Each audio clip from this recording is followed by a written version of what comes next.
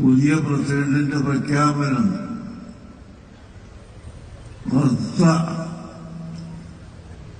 വിട്ട് അവിടെ നിന്ന് മുസ്ലിംകളൊക്കെ പോകണം. മർത്ത വിട്ട് മുസ്ലിംകൾ പോവുകയും മർത്ത വിറ്റ് അതിനെ മറ്റ് വിഭാഗത്തിന് കൊടുക്കുകയും ചെയ്യണം എന്നൊരു പുതിയ പ്രസ്താവന.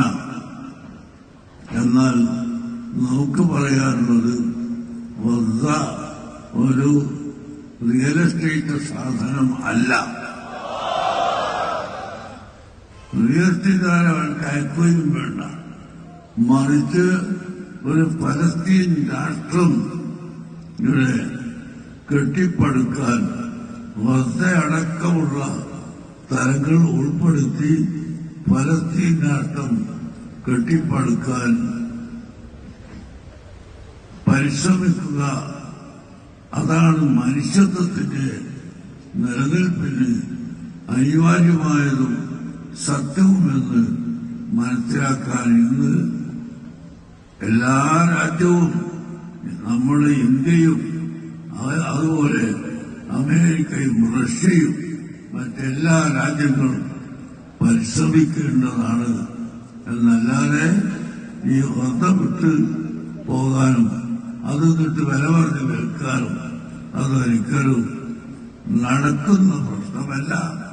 അതൊരിക്കലും ഈ ലോകത്തെ ജനങ്ങൾ അനുവദിക്കുകയുമില്ല.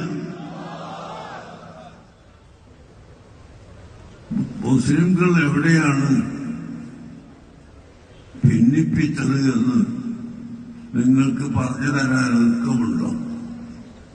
ഞാൻ ചോദിക്കുന്നു. ഇന്ത്യ രാജ്യത്തെ ഈ വൈദേശികരുടെ കയ്യിൽ നിന്ന് പിടിച്ചെടുക്കുന്നതിൽ മുസ്ലിം സമുദായത്തിന്റെ പങ്ക് എത്രയധികം ഉണ്ടായിരുന്നു എന്നത് മറച്ചുവെക്കാൻ ആർക്കാണ് കഴിയുക? വൈദേശികരുടെ എല്ലാ തന്ത്രങ്ങളും ഉപയോഗിച്ച് ഇവിടെ